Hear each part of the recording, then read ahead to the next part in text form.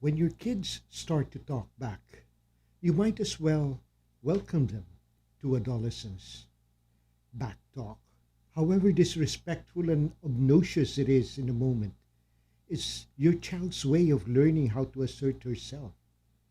As every parent of teen knows, adolescents often aren't thinking things through. They're just beginning to learn how to stand up for themselves, and most of the time, they're not going to do it very well. Good evening, dear parents. In today's episode, we will start off with a video by Bill Corbett, the author of the award winning parenting book series entitled Love, Limits, and Lessons. Let's listen to Bill Corbett. I surveyed parents over a 3-year period who attended my parenting workshops. The survey asked them what was their biggest complaints about their kids that brought them out to hear me speak. Now, the top 3 complaints I received were they don't listen, they don't cooperate, and they talk back. Now, when I bring these results up at other parent groups, they agree. Parents are hungry for the solution to these common and frustrating problems. But I'm able to change their perception completely when I tell them that a very high percentage of these problems are actually a symptom of something else, and something the parents can control. If you too are experiencing these same problems with your children, pay close attention. Now, as I reveal much of the cause of children not listening, a lack of cooperation and backtalk. So if you don't remember anything I tell you today, the most important thing that I want you to understand is what is causing the greatest degree of a lack of cooperation. It's that kids don't feel connected strong enough to the primary caregivers, whoever that is. And I believe that we were all put on this earth to connect. We're supposed to be in families, in groups, in teams, in clubs. We are a species created to be with each other. And children, whether they're 3 or 13, they have this high desire, although you guys might disagree with me, I think, but they really want our parents to listen to us. We want them to pay attention to us. We want them to care about us. We want to be important. And that's what we, and I say we as children, really want. Children crave to want their parents to really be there 100%. The worst thing we can do is to be talking to a child when we're on an iPhone or a smartphone or on a telephone or things like that. So before we start getting jabs at each other in the audience here, the primary thing that we need to understand about reconnecting children is when children have been away from the primary caregiver for an extended period of time, perhaps overnight is one, and all day at school. And what researchers have found is that when kids wake up in the morning, they want to check back in. It's almost as if they have a plug, and they just want to plug back into mom or dad, whoever the primary caregiver. And it can be a grandparent, it can be a step-parent, whoever your primary caregivers are. They crave to plug back in. They just want to know that they're important, that they exist, that you can hear them. A mom came to me one time, and she said, I'm having this problem with my kids. And every morning, they begin to fight at the breakfast table. They're 4 and 6, and I can't stand it. I'm ready to sell my kids to the zoo. And she said, please tell me, and help me. What can I do to stop this kind of fighting when it happens in the morning? So one of the things we need to understand is that kids just want to plug in, and if they don't feel like they're plugging in and they don't feel like the parents are paying attention to them, then misbehavior can break out, and it also can come out as a result of, or appear to be, fighting and sibling rivalry. So again, back to this mom. She's got a 4-year-old and a 6-year-old, and they fight at the breakfast table. And I asked her, I said, Mom, when this fighting breaks out, tell me what is going on with you. Tell me what's going on in the house. And she said, well, you don't seem to understand what it's like to be a single mom raising kids. But I'm loading the dishwasher, I'm putting in a load of wash, I'm making lunches, I'm folding clothes, I'm trying to talk to my boss on the phone, I'm trying to set up childcare. And it is crazy. And I could feel the stress coming from this mom explaining this situation to me. So I said, here's my solution. Here's what I think is going to resolve this issue. I want you, starting Monday morning, I want you to sit down at the breakfast table with your boys, and I want you to set a timer for 10 minutes, just 10 minutes. And during that 10 minutes, you are to sit at the table with them, and you cannot speak. Your only job is to communicate through your facial expression. That means a lot of smiling and nodding. Just 10 minutes. All I ask is for 10 minutes of your time to sit with them at the breakfast table. And because you've got a 4-year-old, you may have to tell them in advance that you're going to do this. Because when you're dealing with a 4-year-old, if you decide to stop talking all of a sudden, they may freak out. So it's a good idea with young children to say, look, this is what I'm going to do. I know this sounds really silly, but starting tomorrow morning, what mom's going to do is I'm going to sit at the table with the two of you. Now, this mom said, you are kidding me. That's your advice? To sit for 10 minutes with my kids? And I said, yes. She said, it's the most ridiculous thing I ever heard. Now, one of the things I wrote about in my book, Love, Limits, and Lessons, is that it's so important for us to plug in and connect with our kids. And especially with young children, you need to tell them in advance when you're going to do this. Well, what did the mom do? She got mad at me. She got mad, she got up and left and walked out. She wanted nothing to do with it. She thought it was the most ridiculous thing. Until about 2 or 3 days later, she was done being mad at me and she tried it. 2 weeks later, she left me a voicemail and apologized for her behavior because she suddenly saw instant results. Now, did the fighting and arguing go away? No. But it got to a tolerable, normal level of arguing and bickering that no parent can stop. It's absolutely normal. When our kids start an episode of sibling rivalry, you got to understand that they didn't pick that sibling. They're being forced to love them and live with them.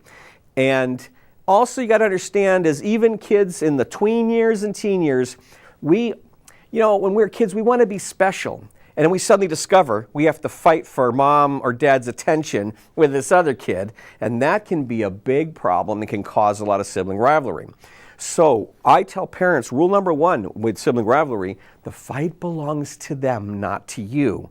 Your job is to make sure they're going to be safe and that you can tolerate the noise. So back to this whole connection thing.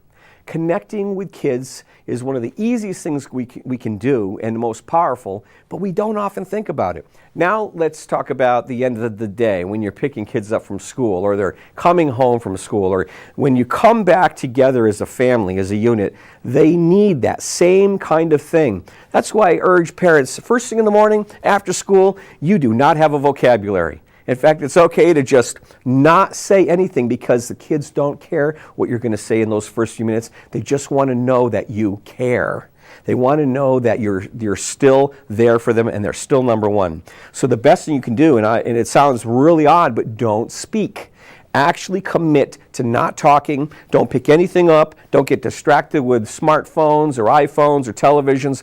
It's so important that we actually help them feel connected. Now, come on, as an adult, all right, as an adult, how many times have you felt yourself or seen yourself in a relationship with another adult, say your significant other?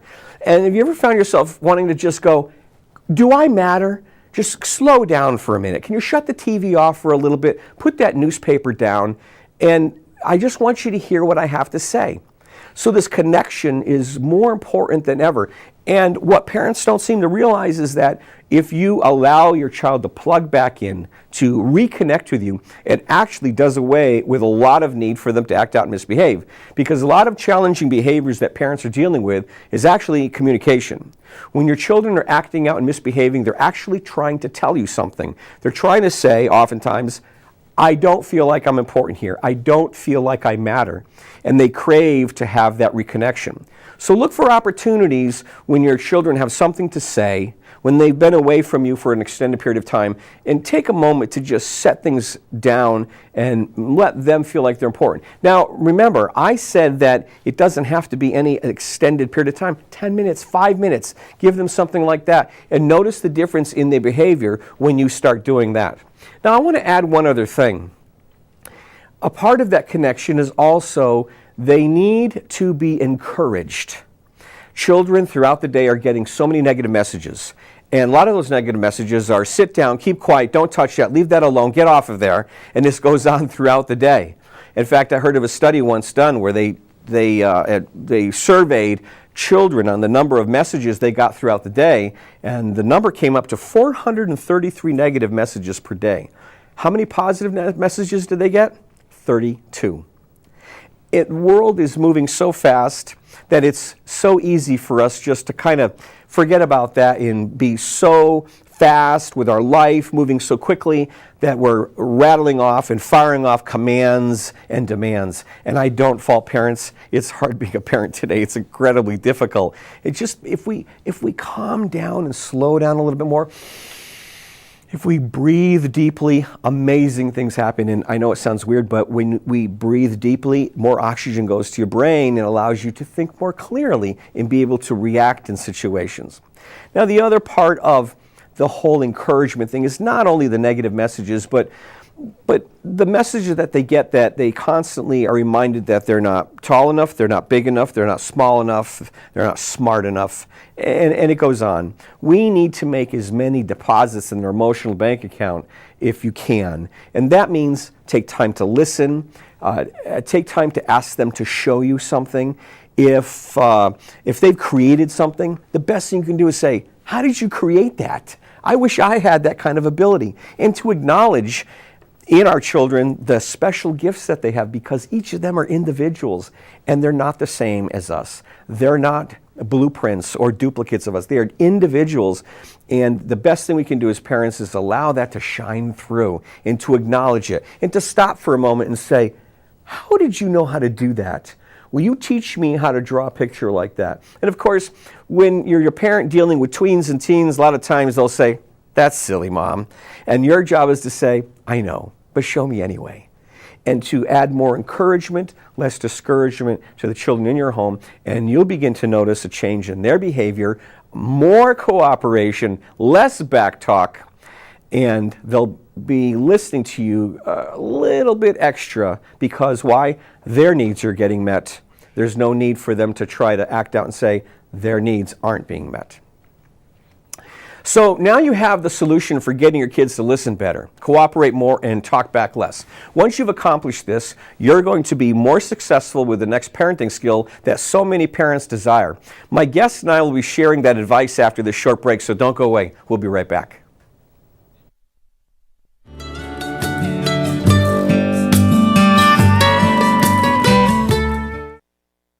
Backtalk is the number one parenting complaint I hear from the parents I've worked with.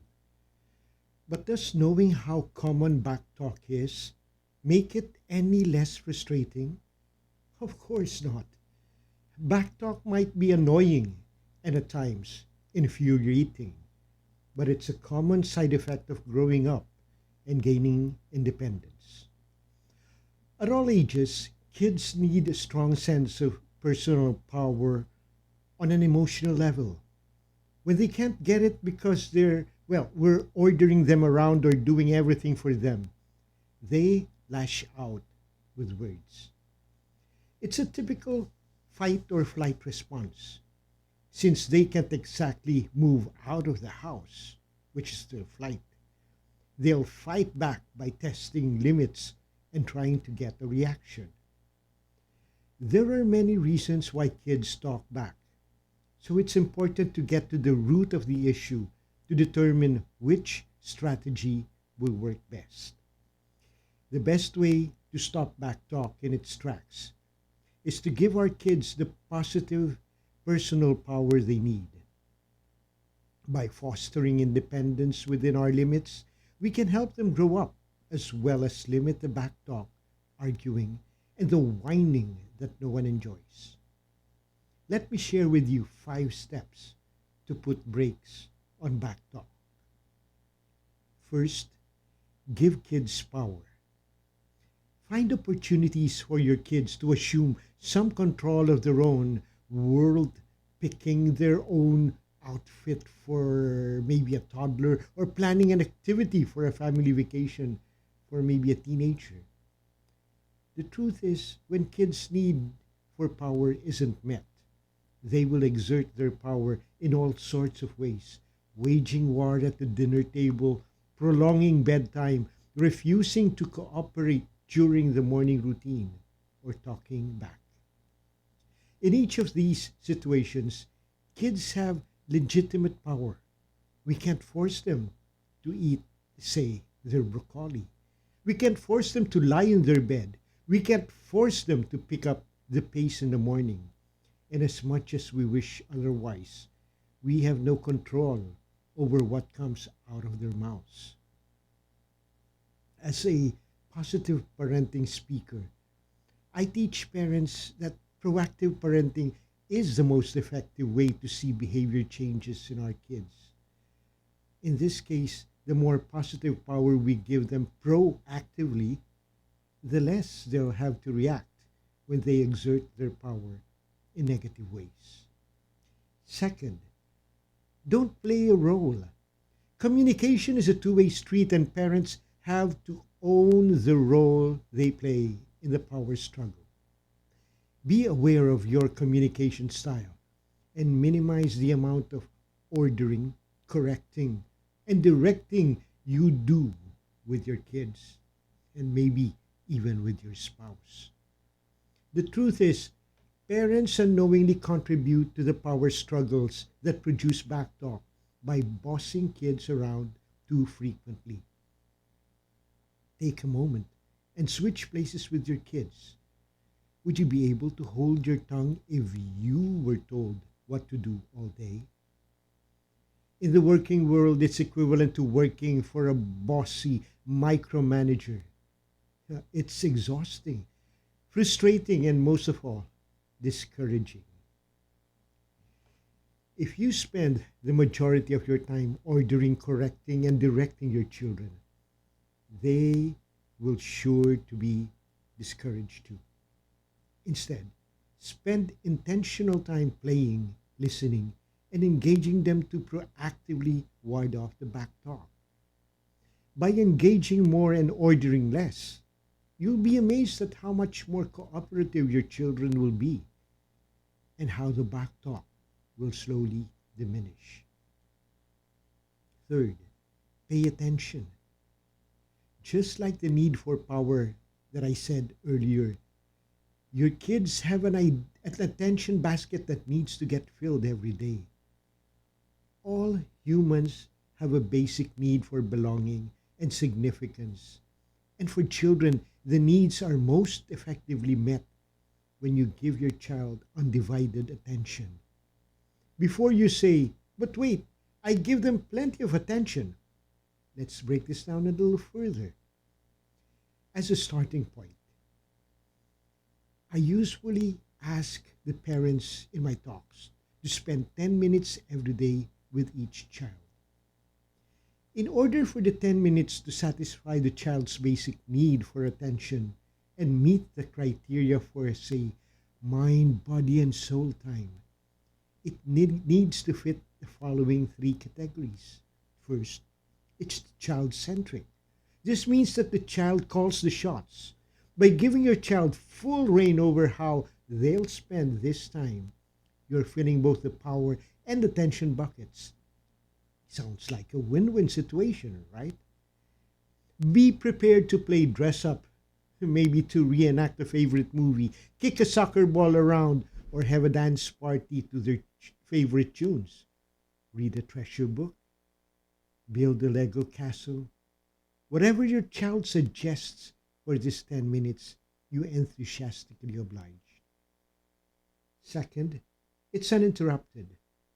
Put away the phone, the remote, the calendar, the book, and all those things that can wait. It's vitally important your children have the undivided attention during this time. If you have more than one child, find something the other kiddos can be doing during this time so you can engage with each child separately. Third, it's identified and claimed. Give your 10 minutes together a special name. Let's say Mommy and Jamie's special time, or our togetherness time, or any name you two come up with. By naming this time together, your child is able to categorize this time together as meaningful and significant. Naming this time also gives you credit in your child's emotional bank. While it may seem silly to take credit for spending time with your child, it is a gentle reminder to your child that you're consistently investing in their life. When you're finished, simply say, wow, I really enjoyed our time together. I can't wait to do it again. By investing the time up front, you'll see a decrease in the backtalk you're experiencing. Spending this quality time with each of your children will greatly reduce the power struggles you're facing, and your children will begin to realize that everyone is on the same team. Fourth, refer always to the rules. Kids thrive under structure and routine. While it may seem counterintuitive, power struggles occur more often when kids don't know what to do or what to expect. More often than not, backtalk is simply pushback of an expectation that hasn't been clearly outlined or enforced. While flexibility in parenting is necessary at times, consistency and stability will set you for a long term success. Give your children very clear expectations for your house and set up explicit consequences for any child who chooses to test them. You don't have to be overly harsh or strict. You simply need to stick with the limits you put in place. And the fifth one is keep your cool. While your children are putting on a drama performance worthy of an Oscar award, your job is to be an unimpressed attendee. When you get upset and respond with a, "You will not talk to me that way, young man," they score a power payoff. Your kids may be talking back simply to get a rise out of you, so don't give them that satisfaction.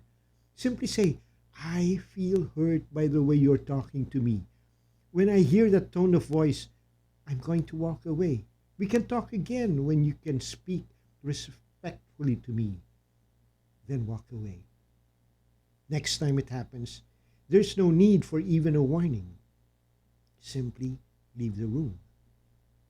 You're sending the message that you refuse to participate in a power struggle. And when there's no one to fight with, there's no fight. Backtalk is extremely frustrating, but with the right tools, you can diffuse it in no time. Don't be surprised, however, if once you get backtalk under control, you start seeing other power struggles flare up. That's why there are so-called parenting courses that are offered to help parents with all of their power struggles, not just one.